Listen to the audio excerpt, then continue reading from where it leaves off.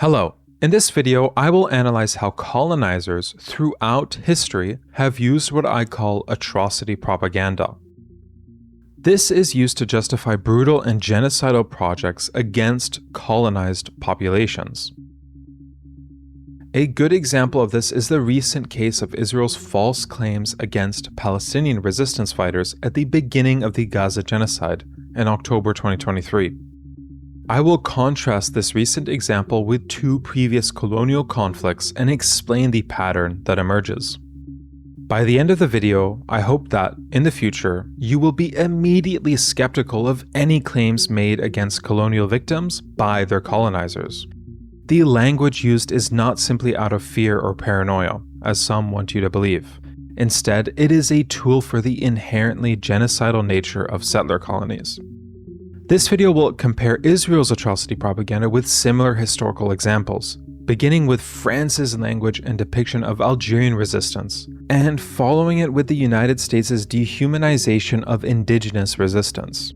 Let's begin with an overview of Israel's atrocity propaganda following October 7th, 2023.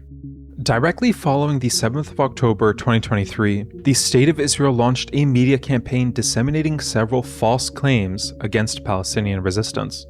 These claims were either false or grossly exaggerated. The media campaign's purpose was to delegitimize and demonize Palestinian resistance.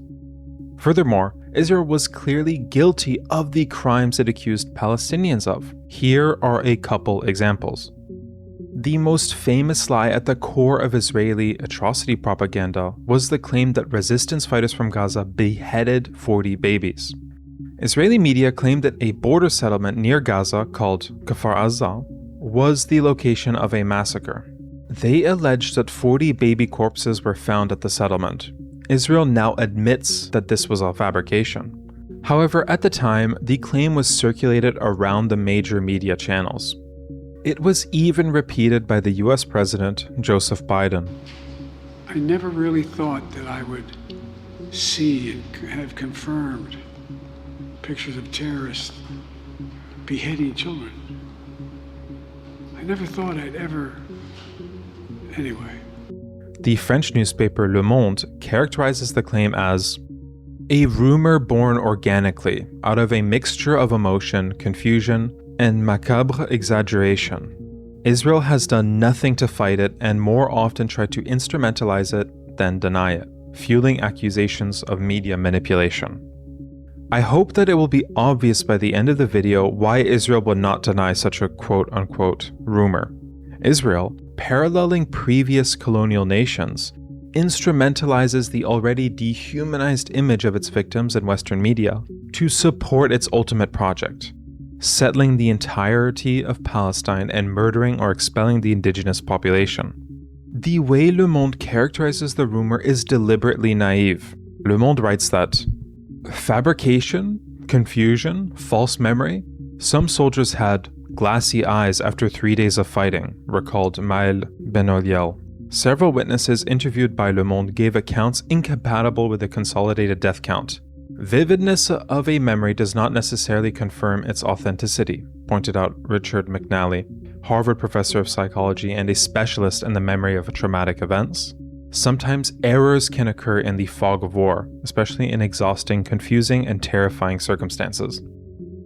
Again, the language is of terror, fear, and confusion. These are wrong ways of characterizing the Israeli mindset after October 7th. The rumor was a tool. Israeli soldiers, as part of the Israeli settler colonial project, disseminated the rumor to justify genocide. The second major and ongoing piece of atrocity propaganda that Israel uses to justify its genocide are the claims of sexual violence in Israel during the October 7th incursion. These claims were even made into a movie called Screams Before Silence. More than contributing to the dehumanization of Palestinians as a people, the allegations against Palestinians work to distract from real atrocities, those committed by Israel. It is clear that the vast majority of claims of sexual assault and rape were fabricated for the purposes of demonizing Palestinian resistance, especially to a Western audience. Israel knew that it would need Western support for its genocide. It's especially gross considering that Israeli soldiers and prison guards are clearly guilty of mass rape with actual video evidence. Following October 2023, it's been clearly documented by numerous human rights organizations that Israel has systematically implemented sexual violence against Palestinian detainees. Euromed Monitor released a comprehensive report documenting systemic sexual abuse in Israeli prisons. In a press statement in April 2026 summarizing the report, Euromed wrote that they documented widespread patterns of sexual violence, including rape, against detainees from the Gaza Strip, describing it as a tool of destruction aimed at breaking individual and collective will and inflicting severe physical and psychological harm. The report cites direct sexual assault, assault with objects, and torture targeting the genitals, as well as organized practices such as filming and the presence of multiple security personnel during assaults, which reinforces evidence of the institutional and systematic nature of these crimes. Euromed Monitor has also documented how Israel and Western media have systematically discredited claims of Israel's sexual violence against Palestinians. Euromed Monitor in May 2026 wrote about an Israeli campaign to shut down a story published by the New York Times surrounding the rape of Palestinian detainees. They write, "Instead of calling for an independent and transparent investigation into these serious allegations, or allowing international investigators, forensic experts, UN observers, and the International Committee of the Red Cross access to detention facilities, the Israeli government responded by attacking the journalist, the newspaper, and the human rights organizations that documented or helped expose these violations. This represents a clear attempt to shift attention away from the substance of the testimonies and evidence and toward discrediting their sources." This gets us to the main point. Israel does not seek truth. Of course, Israel is not calling for an independent investigation.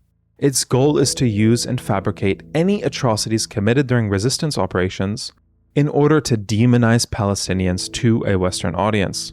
This is all for the goal of ultimately settling the entirety of Palestine by Israelis. Fabricating horrible atrocities and pinning them on your victims is a useful way to demonize them internationally. Resistance groups have always been demonized by their oppressors. It is important to not shy away from analyzing October 7th for what it was, a resistance operation against a colonial entity.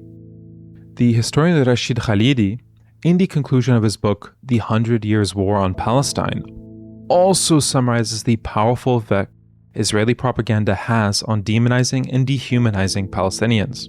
The advantage that Israel has enjoyed in continuing its project rests on the fact that the basically colonial nature of the encounter in Palestine has not been visible to most Americans and many Europeans. Israel appears to them as to be a normal, natural nation-state like any other, faced by the irrational hostility of intransigent and often anti-Semitic Muslims, which is how Palestinians, even the Christians among them, are seen by many. The propagation of this image is one of the greatest achievements of Zionism and is vital to its survival.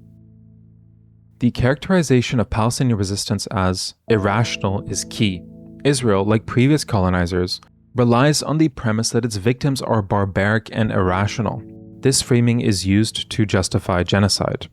The Palestinian writer Mohammed El-Kurd summarizes the dehumanization of Palestinians in the first chapter of his book, Perfect Victims.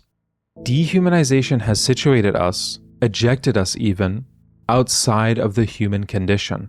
So much so that what is logically understood to be man's natural reaction to subjugation is an uncontained and incomprehensible primal behavior if it comes from us.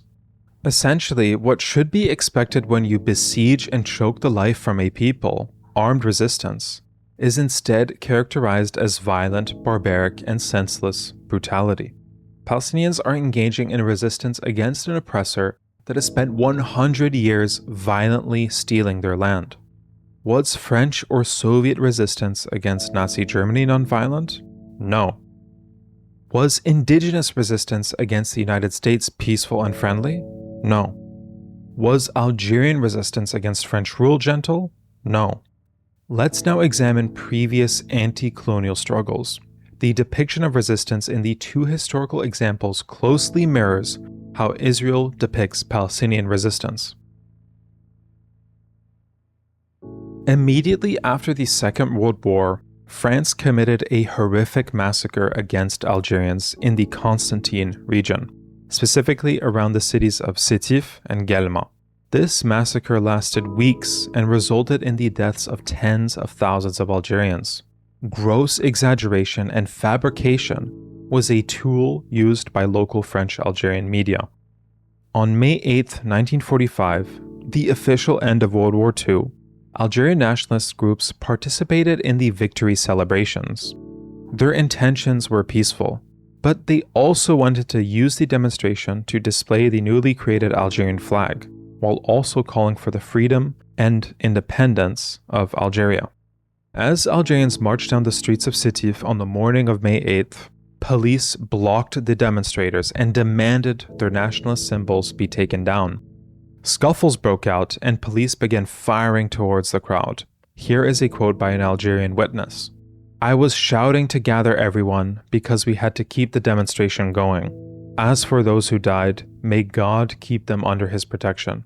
But we had to continue. The police were still shooting. The Algerians defended themselves as best they could. But what can you do empty-handed against armed police?" The police also began shooting any Algerian they could find. One witness testifies about the experiences after the police shot him. "I am the textbook example of a victim of the colonial army's murderous madness, because I was not involved in the march, either directly or indirectly. A family visit turned my existence into hell. I can no longer speak of having a life, because a French soldier who pulled the trigger of his submachine gun killed me, if I may say so, on May 8, 1945. This crime was committed around 10:30 a.m. I happened to be by chance with a friend, who was also cut down by murderous bullets. I remained in a hospital bed for 3 months. It took me years to accept my death. Yes, my death, because I do not consider myself a survivor or an escaped victim, but a living dead person. France, which violated my adolescence, confiscated my youth, and massacred my life, owes me reparations." The Algerian demonstrators then began to flee, and in the ensuing violences, several Europeans were killed. Countless Algerians were also killed by French police. Instead of the riot and violence being viewed as a legitimate form of self-defense from a victimized and colonized population, French media spun Algerian nationalists as violent barbarians and Hitler supporters. It's important to remember that all of French land in Algeria was gained through confiscation and seizure. Sétif and Guelma were no exception. This eventually caused Algerians to be relegated to infertile land. During the Second World War, local administrators also started the practice of electric shock torture, which is a dangerous foreshadowing of the Algerian War in 1954, where that practice was widespread. So, after all this, on May 8th, after Algerians experienced humiliation, their land being stolen, and electric shock torture, a violent reaction from the French police was too much to endure, and a riot ensued. The media used the violence committed during this riot to stimulate the inherent violence within the settler colony. What ensued in the following weeks was a genocidal campaign using the military against the indigenous Algerian population. It is important to remember that all media in French Algeria was controlled by the colonizer. The historians Noureddine Bensoula and Fatma Hafi write that, from a media perspective, the colonial administration exerted complete control. Newspapers and radio stations were subject to strict censorship, and no genuinely independent Algerian press existed.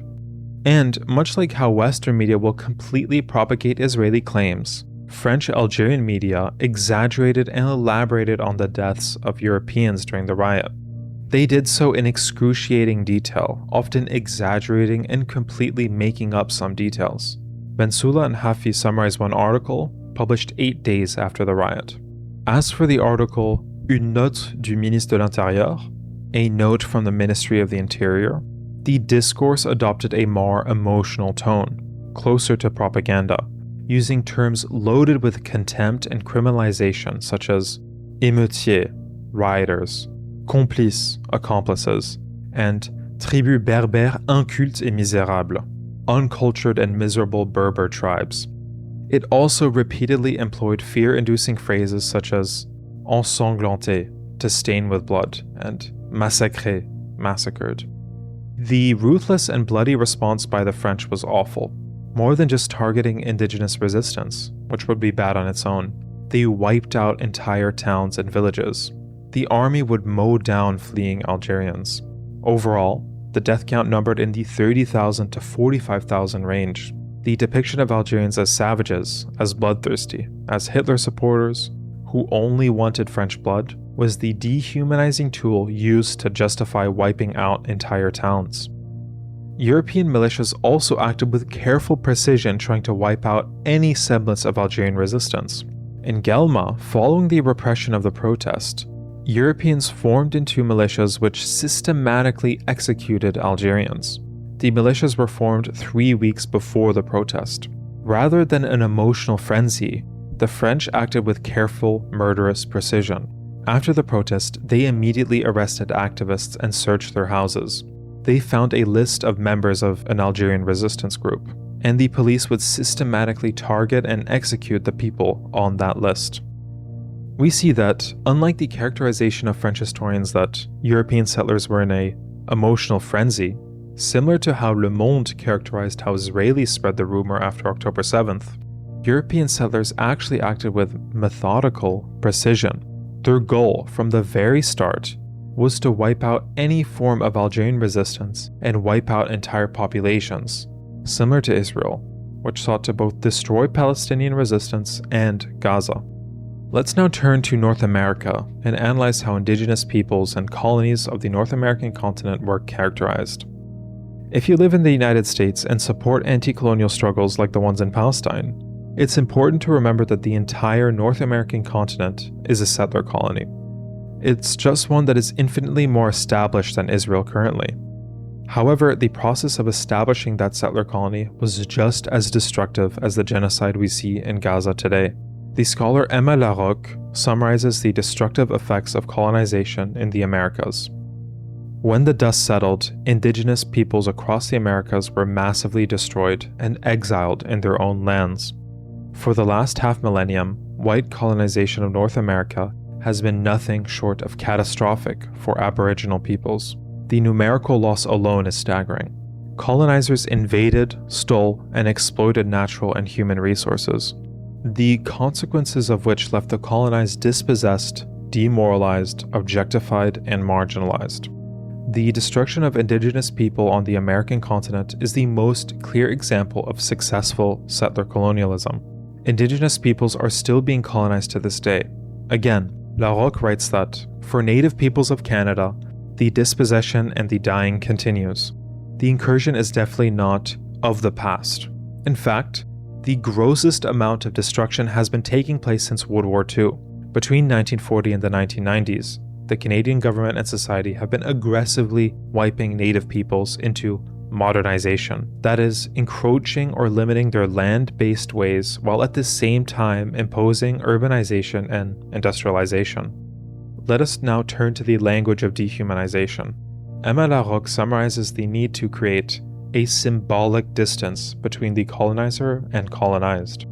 The maintenance of this supremacy is key to the continued dehumanization of the oppressed. She writes, in this now classic work, Memmi, writing from the context of Tunisia, focuses on the distance, both real and symbolic, the colonizer employs to rationalize and to maintain his power over the colonized. Memmi explains, the distance which colonization places between him and the colonized must be accounted for, and, to justify himself, he increases this distance still further by placing the two figures irretrievably in opposition, his glorious position and the despicable one of the colonized. We clearly see that, more than just being a consequence of paranoia, separating the colonized from the colonizer is a key strategy to colonialism. It's crucial, in order to maintain the barbaric practices of colonialism, to cast the colonized as a savage, as less than human. For indigenous peoples in North America, Larocque cites one European settler who variously slanders indigenous peoples as barbarous, savage, wild, vile, wretched, superstitious, and degenerate children of nature. Neither Ross's native wife and children, nor the settled and industrious natives around his colony garden seem to have tempered his harsh judgment. Framing the colonizers' culture and race as superior is also crucial. Genocide is now moral for the colonizer. Larocque writes that, in the United States, it became a morality script in which the cowboys finished what Columbus, the conquistadors, the Puritans began. Cowboys, and before them the Puritans, the frontiersmen, and the cavalry, moving west and killing Indians, could be equated with moral and human progress. Parallel to the situation in Palestine, framing the genocide of indigenous populations necessitates their dehumanization and makes the ultimate goal of destroying the native population more feasible. The scholar James Sandy summarizes how one English colonist militia leader describes the warfare against the Tuscarora. The colonial destruction of the Tuscarora was devastating both in style and scale. Barnwell and his men dehumanized their adversaries, which is obvious in the way his letter quantitatively recounted the outcome of their battles. While specific and descriptive about his own losses, carefully counting and naming those lost and wounded from each company, Barnwell lists the number of people enslaved and the quantity of enemy scalps each company produced, with an aptly titled section, "Of the Enemy." This practice continued well into the 19th century. The indigenous peoples were wild, and their murder was necessary for the colonizer. A common theme embraced by these Union commanders was their consideration of indigenous people as subhuman and racially inferior. Di Lorenzo writes, "The US government dehumanized the Plains Indians, describing them as wild beasts, in order to justify slaughtering them." I would like to end this video by comparing some quotes, some by American figures and others by Israelis. Pay attention to how they cast their colonized victims, and the parallels should be obvious. Here is the first quote. "Hamas became ISIS and the citizens of Gaza are celebrating instead of being horrified. Human beasts are dealt with accordingly. Israel has imposed a total blockade on Gaza. No electricity, no water, just damage. You wanted hell, you will get hell." This quote is from the Israeli general Hassan Alyan. Here is the next quote. "Indians and wolves are both beasts of prey, though they differ in shape." This quote is from George Washington. Here is another quote. "I don't go so far to think that the only good Indians are the dead Indians, but I believe 9 out of every 10 are, and I shouldn't like to inquire too closely into the case of the 10th. This is during a speech by another US president, Theodore Roosevelt. Here is another quote. "I have ordered a complete siege on the Gaza Strip. There will be no electricity, no food, no fuel. Everything is closed. We are fighting human animals and we are acting accordingly." This is from Yoav Gallant. Compare it with this quote. "We are now involved with bloodthirsty and ferocious savages. The faithless and treacherous character of those at the head of our Indian enemies appears now to be so well known. A war of extermination should be waged against them." This was from the famous American explorer William Clark. Human beasts, beasts of prey, human animals, savages. This is the language of colonial genocide. I think this should illuminate the fundamental problem with Israel, as with the United States and French Algeria. Human rights violations, apartheid, and mass slaughter are just the inevitable outcomes of the nature of Israel. It is a colonial project, built on the theft of Palestinian land. Hopefully, like with Algeria, Palestinians will regain what was stolen from them. Thanks for watching.